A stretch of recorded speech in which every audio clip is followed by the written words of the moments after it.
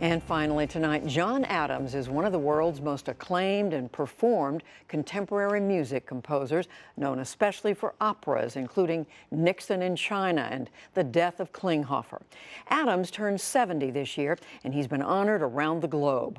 All that culminates tonight in San Francisco with the opening of a new opera. Jeffrey Brown is back with that story. Composer John Adams says it was 3 notes that helped launch his new opera. It just goes buck dum buck dum. And I didn't realize afterwards, but it was just kind of a musical image of somebody with a pick just chipping away at a stone.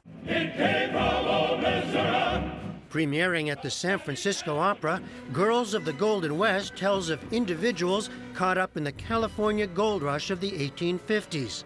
A story of high hopes and, for many, a shattered American dream. It's set deep in the Sierra Nevada mountains, an area Adams knows well. This is it. He lives in the Bay Area about 4 hours away and has been coming to his small cabin in the Sierras since the 1970s. And I had this very romantic notion that I was never going to have electricity here. I was just going to read all of Tolstoy by candlelight, but that lasted about 24 hours.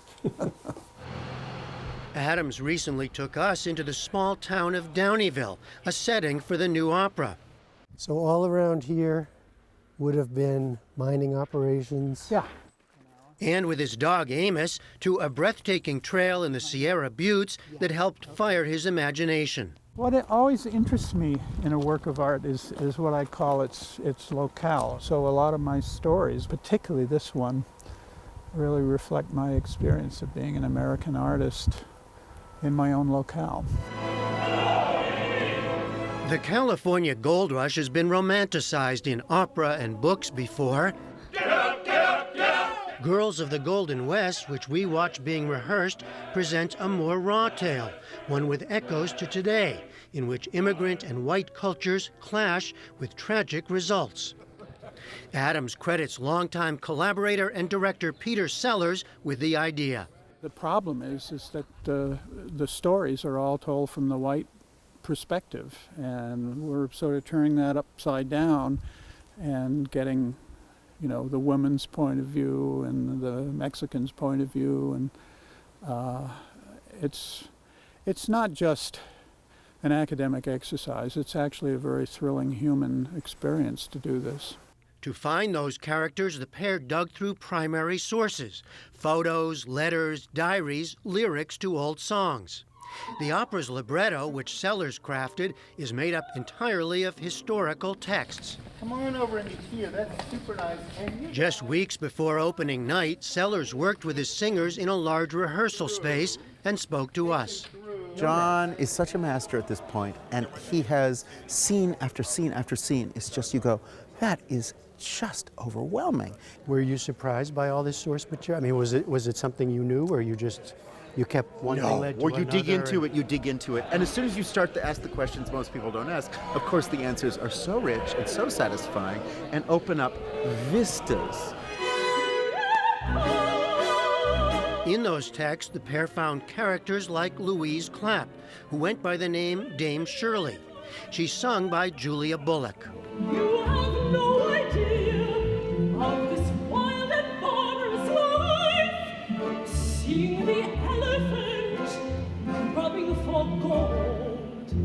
A highly educated woman from New England, she came to a California mining camp with her doctor husband. There she wrote numerous letters describing life around her in frank detail.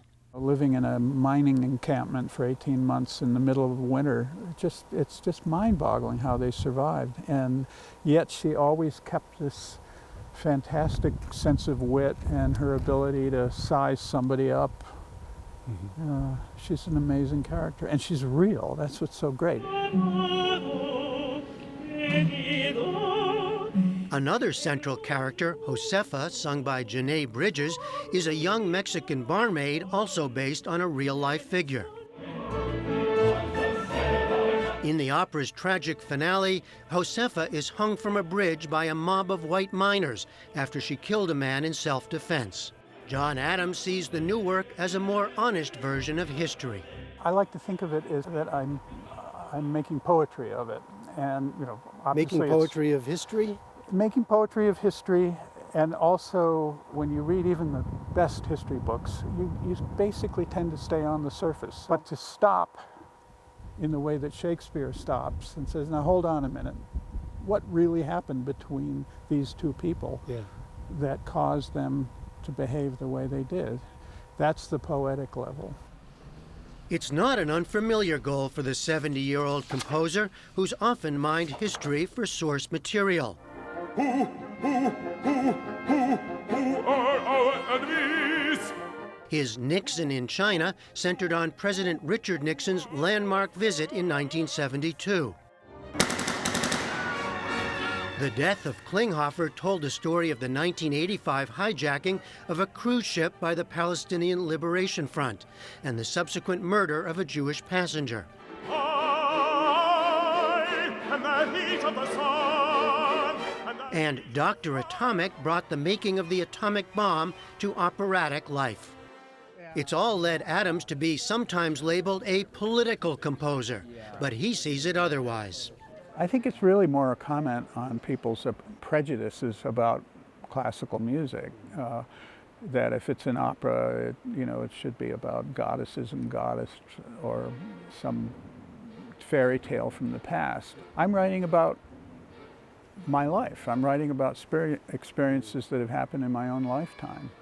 And I don't think particularly opera has any chance of continuing to be a viable, living entity if it doesn't really discuss and address the issues of our own time. Girls of the Golden West premieres tonight at the San Francisco Opera and will run until December 10th. For the PBS NewsHour, I'm Jeffrey Brown in the Sierra Nevada mountains of California.